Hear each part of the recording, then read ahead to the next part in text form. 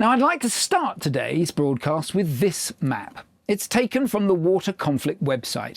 This map shows all the regions across the world where the use of water assets, usually through their destruction, has been recorded during vicious conflicts. It's worth noting, of course, that the destruction of assets which affect the civilian population is a war crime. Water is a basic human right, and denying this right violates international humanitarian law and, under the Geneva Conventions, constitutes a war crime. There are a number of fascinating, if depressing, papers on this topic. My favourite is this one from Zemali, published in 1998 in a paper entitled Dying for Water. It has this quote: "Combatants shall not, for military purposes or as reprisals, destroy or divert waters or destroy the water installations when such acts would cause widespread, long-term and severe ecological damage prejudicial to the health or survival of the population." There is no doubt, destroying water assets is a war crime. Now, the key takeaway from this map, I think, is that the abuse of water assets during conflicts is not a new problem. It's been happening for thousands of years. The Water Conflict website lists the dates of all the various conflicts. It's also not a regional problem. It happens all across the world. There are constantly parts of the world at war, and people do terrible things during conflicts. However, the reason we're raising this here today isn't because it's a global problem or because it's an age-old problem. No, the reason we're raising this today is because water conflict, i.e. the abuse of water assets, is undoubtedly on the increase. Let's back that up with some facts. There were 1,304 water conflict events recorded in the last 10 years. 346 of those, over 25%, occurred in 2023 alone, the most recent year for which we have data. Depressingly, there are many places we could have used in this broadcast to highlight this important issue. The Middle East, Sudan, Myanmar, Afghanistan, all are relevant and pertinent. In all these regions, water assets are being targeted and abused. We have, however, chosen to focus today on the Ukraine, talking to people who have experienced this problem firsthand, and in particular, talking to people like you, people who work in the water sector. For some context, I wanted to start by talking to people working in utilities that were some way away from the front line, those utilities not caught up in the day-to-day battles and fight for survival. So with this in mind, we go to Vinnytsia first, in the centre of Ukraine. Vinnytsia is a long way away from the front line. Vinnytsia doesn't have the conflict on its doorstep. However, they do have other problems. So I spoke to Oksana Polishchuk, communications manager at Vinnytsia Water Utility. Oksana, thank you so much for joining us today to give us an insight into what's happening in Vinnytsia Water Utility. Let's start. Give me a bit of background as to who you are and what it is you do. Hi, Piers. Nice being here. So my name is Oksana Polishchuk, and I work as a PR manager in charge of communications at Vinnytsia Water Utility in Ukraine. Actually, a few words about the water utility, yeah? Yes, please.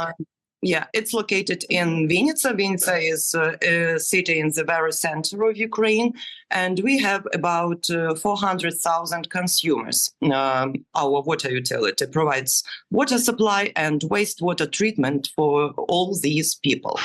My main duty is to be somehow a moderator between water utility and people in Vinnytsia and in Ukraine as well, because we have quite a huge amount of our followers in social media who like to read, to listen, and to watch everything that has to do with water supply and wastewater treatment in Ukraine. Why such a person is needed in Ukraine? I was often asked by foreigners, why? PR manager at water utility, what for? And actually, it's the next thing that I'm going to explain, and it has to do with our post-Soviet heritage, as I call it. Well, so brilliant. Thank you for that. And you've got a wonderful TikTok account. And as we're speaking, I'm going to have that TikTok account playing a couple of clips.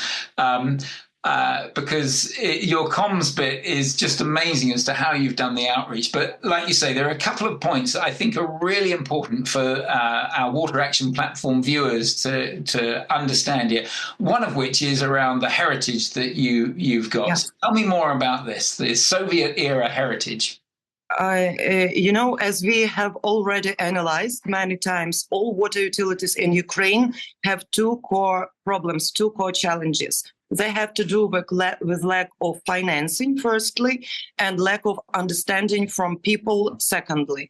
And both these challenges has to do with post-Soviet heritage, as we call it, mentality, and to what people used to when they lived in Soviet Union.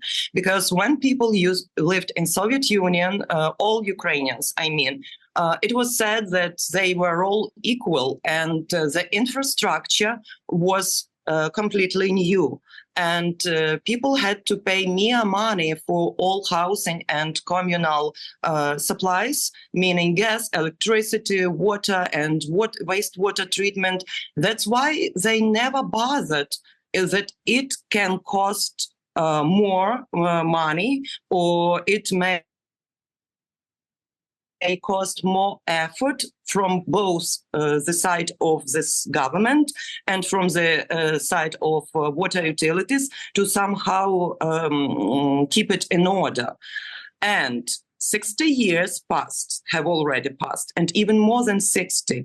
And all the infrastructure, wastewater pipes and water supply pipes, they are now totally worn out. They are out of order. We have approximately, 50-60% of our infrastructure being worn out, totally worn out.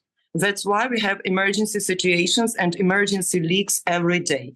And every day, even here in Vinnytsia, people have to stay for a couple of hours without water. And it calls their misunderstanding, softly speaking, because they always argue in social media, via Facebook, what's going on? Water utility, where is our water? Why do we have to pay for it and to stay without water? And it's such a complicated process to explain people how it works and why it works like this. That's actually the thing I have to do, and that's why I had to show our everyday routine via TikTok, via short videos, to impress people with heroic things that these people, our workers, do every day. Weren't they great TikTok videos? You can follow Oksana by simply searching for Vinnytsia Water. Now, my conclusion from that interview was that there are two significant issues in the Ukraine aside from the war. Firstly, ageing infrastructure. This is common. It's common to all water utilities wherever you are in the world. The second issue, however, is arguably somewhat unique to countries which were formerly behind the Iron Curtain. It's the embedded mindset of the public.